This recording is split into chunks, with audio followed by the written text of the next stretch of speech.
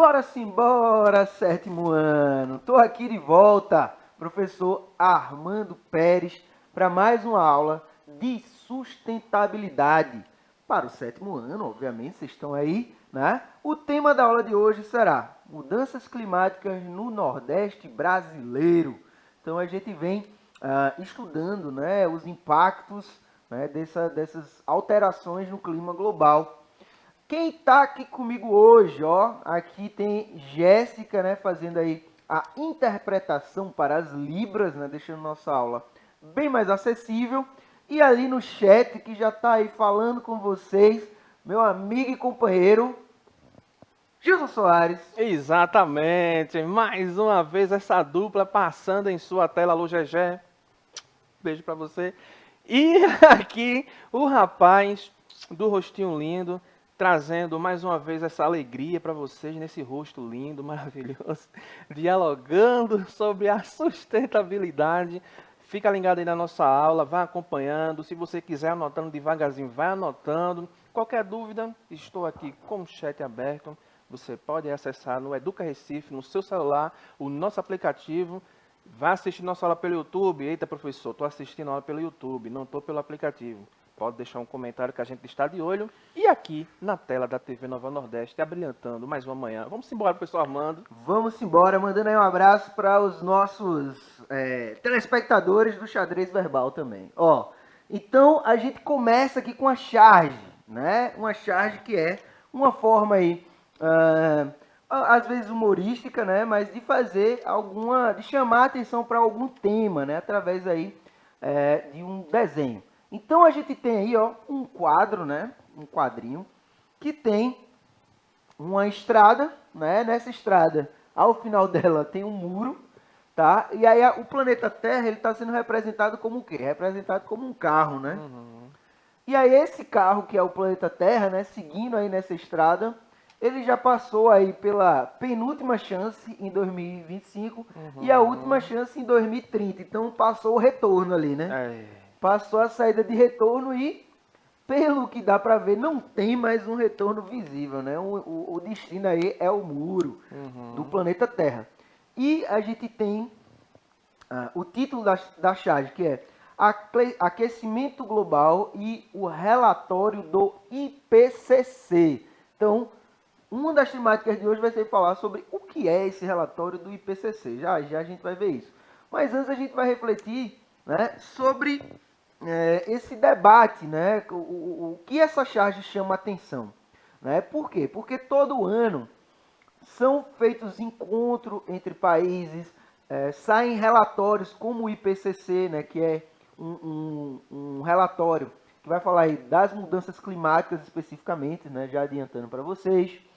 E esse relatório ele diz, ó, se a gente fizer essas medidas que a gente está explicando aqui, né, essas medidas que esses relatórios colocam, se houver redução na emissão de gases, se houver redução de desmatamento, se houver melhorias, a gente pode escapar aí, né, até 2025. E aí passam 2 anos e nada muda. Então, ó, vamos adaptar aqui para tentar em 2030, que é, por exemplo, a gente tem os ODS, né, que a gente também vai falar disso hoje, ODS 2030. E aí, aparentemente, né, todas essas medidas elas não estão sendo tomadas de forma efetiva, ou seja, não estão sendo colocadas em prática. Então, essa charge vai mostrar isso aí, que se essas saídas aí são justamente as medidas que esses relatórios eles trazem, né, de mudança, de alteração enfim, na forma como se explora a natureza, né? Então, fica aí esse aviso. Então, começando aqui, o que significa o IPCC? Né? IPCC é uma sigla que significa, em inglês, tá? Vem do inglês. Eu vou ler em inglês, mas depois eu traduzo. Né? Intergovernmental Panel on Climate Change, né? Ou seja, painel intergovernamental para mudanças climáticas, né? Então já fica aí um exercício do inglês falar esse trava-língua aí, né? Que tem justamente, né? É uma organização, né? O IPCC é uma organização científico-política criada em 1988 nas Nações Unidas, né? Então, dentro do programa das Nações Unidas, junto com, tem 2 programas aí, né? E a Organização Meteorológica Mundial. Então, esse pessoal aí são organizações que não têm fins lucrativos, ou seja, nada, né, nos produtos gerados pelo IPCC são aí para gerar lucro, né, para gerar renda. Então, tem fins científicos, ou seja, de divulgação científica, tá? E aí tem como objetivo principal, como eu falei para vocês, sintetizar e divulgar o conhecimento mais avançado sobre as mudanças climáticas que hoje afetam o mundo, especificamente o aquecimento global, apontando suas causas, efeitos e riscos para a humanidade e o meio ambiente, e sugerindo maneiras de combater os problemas.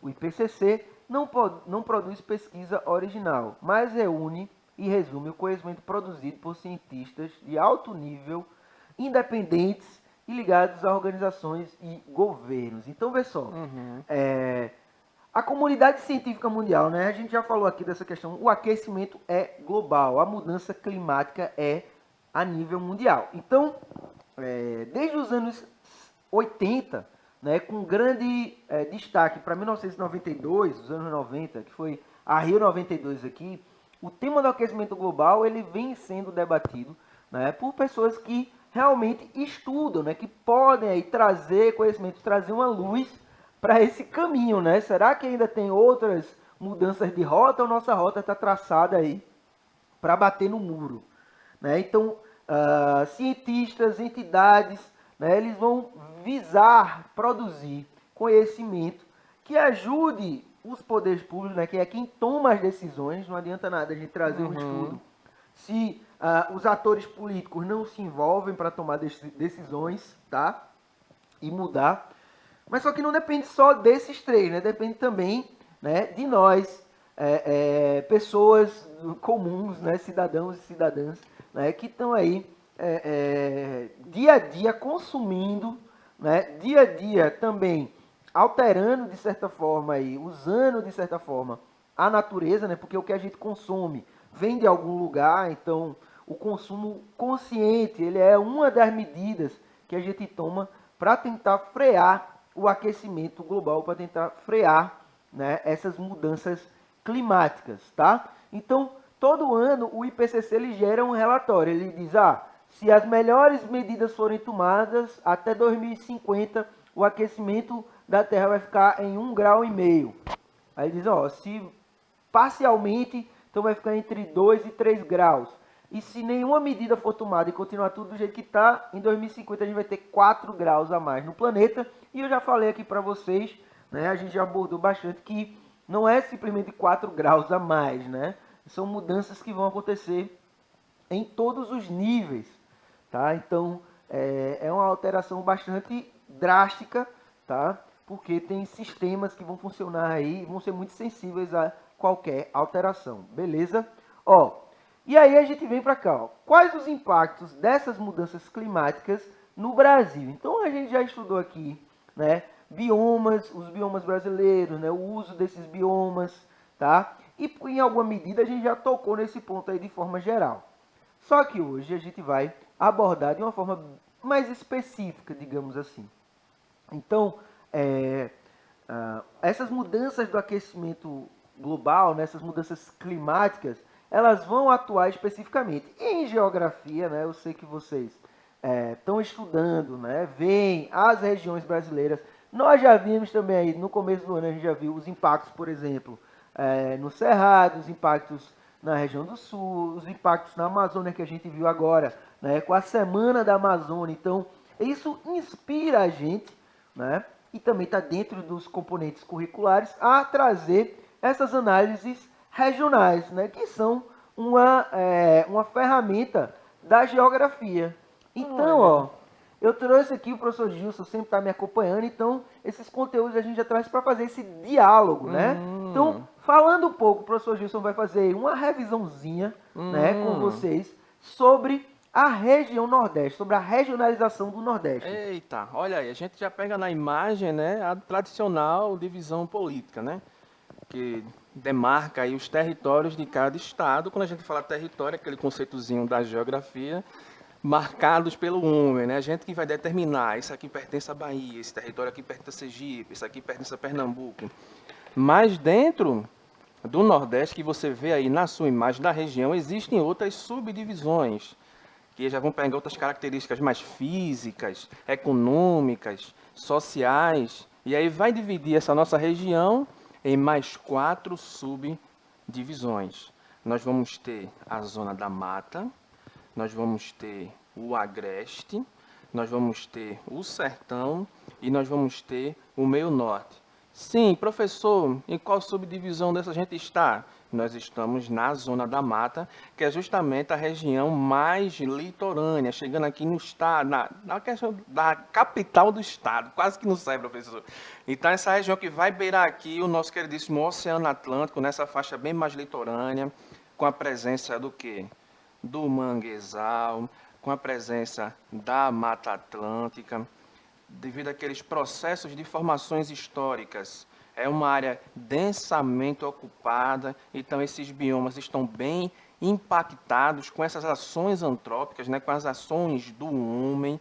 Aí já vem o quê, né? Grandes centros urbanos, grandes cidades, verticalização das cidades, né, grandes prédios, uma dinâmica muito intensa, né, muito veículo, muita indústria, provocando o quê?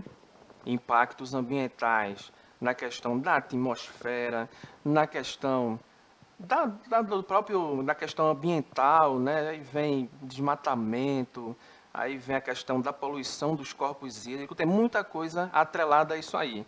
Aí quando a gente vai avançando mais um pouquinho, né, tem a questão que, eita professor, tem a caatinga, né? Que é o nosso bioma predominante no Nordeste, né? E ela é o quê? Exclusiva brasileira. Você não vai encontrar a caatinga em outros locais do mundo. Então, assim, se a gente não tiver um cuidadozinho de preservar este bioma, que é exclusivamente nosso, sucessivamente, como é que ele vai sobreviver, como é que ele vai existir, afetando a sua biodiversidade. Muita gente se engana, né? Poxa, a caatinga seca, professor, não tem tanta riqueza assim nela, não. A nossa caatinga ela é rica, temos bastantes espécies vegetais, temos uma fauna bastante diversificada e tanto os animais como os vegetais adaptados a esse clima seco, né? Esse baixo índice pluviométrico inserido aqui. Professor, mas e aí como é que pode afetar, vocês estão trabalhando aí a questão da dinâmica climática, né? Como é que isso vai afetar na característica deste bioma? Tem a questão da barreira topográfica? Tem. Tem lá o Planalto da Borborema interferindo no clima, beleza. Tem a questão dos ventos alísios? Também tem. Mas aí quando o homem começa a devastar uma grande área, aí começa a afetar aquela dinâmica natural dos vegetais que existem ali, muitas vezes para plantar uma monocultura, cana-de-açúcar, não sei, qualquer outra especiarias dessa, aí vai ter o que? Alteração da dinâmica natural daquele ambiente, aí provocando aí alguns impactos que a gente vai ser bastante visto, né, na questão climática muito frequente, né? Aí se garante, minha gente. Ó, vê só. Então, depois dessa revisão massa que Gilson trouxe pra gente, né, a gente percebe o quê? Que cada bioma desse vai ter uma sensibilidade diferente, vai estar exposto a impacto diferente e vão receber também influências macro, né, influências globais. Foi isso que ele falou dos ventos alísios e tal. E aí, vamos analisar aqui já diretamente, né, os impactos nessa região Nordeste. Então, ó, acontecendo aí, né, os piores cenários, né, das alterações das mudanças climáticas na região Nordeste. Então a gente vai ter, né, enfrentar uma temperatura de bulbo úmido, professor. Eita. Esse termo aí eu fui pesquisar para trazer aqui, eu trago as informações, né, para os nossos alunos. Então, temperatura de bulbo úmido considera, né, a evaporação local, ou seja, imaginando um cenário de maior evaporação naquele ponto ali. Então, aí vem a segunda informação, que aí você já vai entender por que eu trouxe esse termo especificamente. Porque, veja, em algumas áreas, né, do semiárido, por exemplo, a temperatura ela chega a passar né, média, a temperatura média chega a passar dos 35 graus, né, durante 30 dias do ano. Então essa temperatura de bulbo úmido ela vai ser medida assim, parcialmente. Então tem período do ano, por exemplo, que a região, né, ali o miolo do sertão, né, que tem cerca de 600 milímetros de chuva por ano, tá? Vai passar ali 30 dias com a temperatura média acima de 35 graus. Então isso daí gera um desconforto muito grande, né? Vai gerar um desconforto por causa da constância, por causa do calor, né? A desidratação das pessoas, então já chega a impactar a saúde. Os mais bebezinhos e os mais idosos vão ser mais afetados também, tá? E aí, levando também para o bioma, né? Como o Gilson falou, a caatinga, que vai ser mais predominante, né? A gente tem o quê? Joga aí, por favor, Cleitinho. A vegetação semiárida, né? Provavelmente será substituída por uma vegetação típica da região árida. E aí tem essa diferença, né, professor Gilson? Uhum. Que, porque o sertão a gente não diz que é um deserto, né? Biologicamente falando. Por quê? No deserto, para ser desértico, a região ela tem que ter, entre outras características, mas tem que ter, em média, menos de 250 milímetros de chuva por ano, tá? E aí o que é que vai acontecer? Se a gente tem nas mudanças climáticas secas prolongadas, então a gente vai ter períodos que vão ficar ali sucessivamente, né, com menos quantidade de chuva. Então, um maior período com menor quantidade de chuva. E isso, se prolongando aí por 2, 3, 4 anos, começa sim a mudar as regiões mais secas, que aí vão começar a se expandir, consequentemente, as áreas ao redor vão se tornar mais secas, ampliando esse efeito aí, né, de estabelecimento de um deserto mesmo, porque também, também não tem como a gente não relacionar isso à ação humana nesses lugares, tá? Então, uma das consequências, né, e temos duas consequências, é essa. Então aqui, ó, outro ponto extremamente importante. A recarga estimada dos lençóis freáticos irá diminuir dramaticamente em mais de 70% no Nordeste brasileiro. Então aí eu fiz um desenho, né? Coloquei aqui um desenho, na verdade, dos lençóis freáticos, né? Da forma de captação. A gente tem poços artesianos, né? A gente ali no sertão, a gente tem hidrografia no sertão, minha gente. Sertão tem os períodos, né, de chuva. E aí eu estou focando bem no sertão porque a zona da mata a gente e as outras regiões a gente trabalha tão mais diretamente, né? Quando fala de cidade e tal, eu trouxe o sertão para a gente abordar, mas não vai falar só dele, né? Aí de baixo está falando de mangue.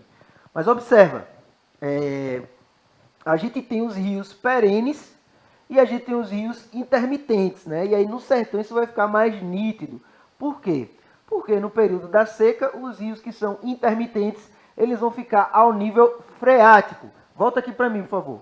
Ó, o nível freático é justamente isso aqui, ó. O rio ele vai desaparecer da superfície, tá? Mas ele não vai deixar de existir. Ele vai estar existindo ainda o quê? No nível freático, tá? Que é uma medida, né, para diminuir a evaporação desse rio.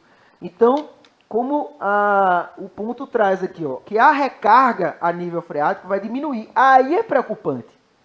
Porque quando tá seca, muitas vezes o nível freático ele nem se abala, porque está ali abaixo. A recarga ela ocorre em áreas mais distantes, onde ainda está chovendo. Porém, quando o nível freático do rio ele vai perder volume, aí é problema, porque aí cada ano vai ter maior dificuldade do rio surgir de novo. E aí sim, né, fica mais dramática a situação. E aqui do lado eu trouxe o mangue, por quê? Porque o aumento do nível do mar, né, que também é uma consequência das mudanças climáticas, faz com que a variabilidade climática, ou seja, a água fique mais quente e tal, provoca mudanças também no regime dos mangues, né? Então, essas mudanças elas vão acontecer porque as áreas vão ficar mais inundadas, né? Porque vai se alterar o fluxo dos rios, a água que fica mais com a temperatura mais alta, né? A temperatura média mais alta, muda o regime, os ciclos, perdão, mas também regime, né, de reprodução dos animais, tá? Então, na região litorânea, a gente também tem alterações consideráveis nisso aí, beleza? Outra questão aqui, ó, que é muito comum, o aumento das chuvas, né? Então, se a gente tem o aquecimento global e a gente está perto do litoral, a gente vai ter o quê? Vai ter uma maior evaporação. Essa maior evaporação, né, se está mais quente, vai ter mais água na atmosfera.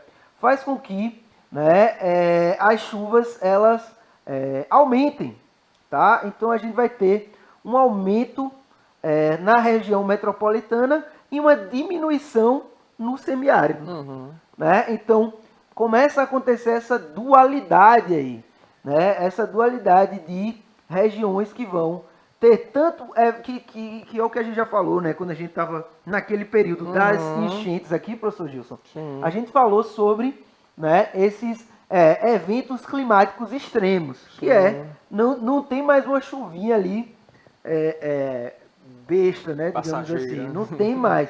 Né? Então as chuvas elas estão vindo intensas. Então, por exemplo, essa semana no Paquistão, né, que é um país lá da Ásia, tá tendo chuvas com inundações assim que, tipo, boa parte do país está embaixo d'água, professor Gilson.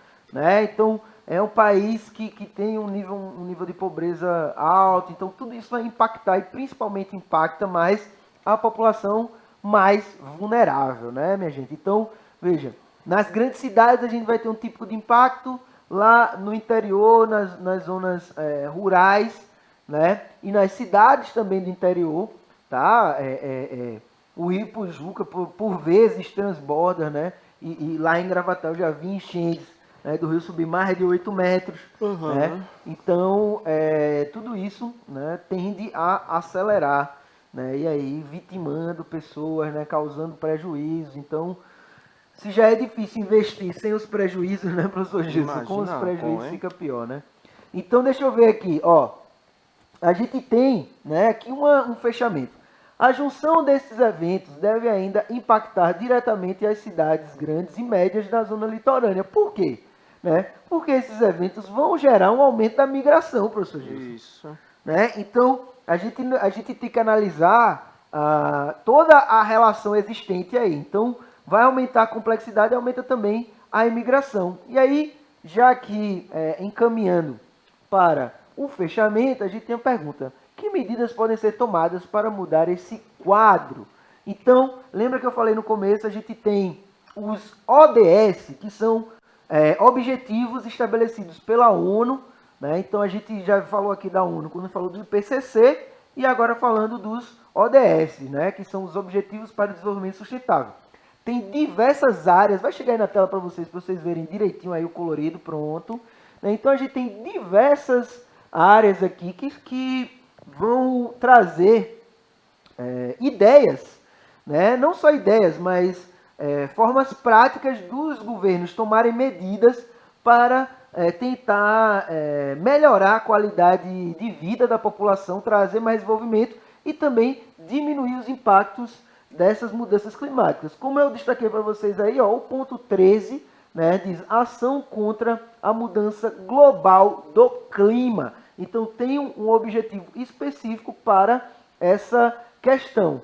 E aí diz, ó, adotar medidas, né? Aqui do lado vocês estão vendo aí o número 13 com o tema escrito, e aí abaixo tem o objetivo geral, que é adotar medidas urgentes para combater as alterações climáticas e os seus impactos. Aí eu trouxe 3 pontos, tá? Existem mais, mas eu trouxe 3 aqui para a gente conhecer. Então, 13.1 diz: reforçar a resiliência e a capacidade de adaptação a riscos relacionados ao clima e às catástrofes naturais em todos os países. Por exemplo, aquela população que mora numa zona de inundação, ser retirada, professor Gilson. Construir um dique, tentar adaptar as margens dos rios.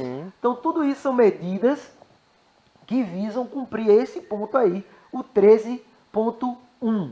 Vamos para o segundo, 13.2. Integrar medidas da mudança do clima nas políticas estratégias e planejamentos nacionais.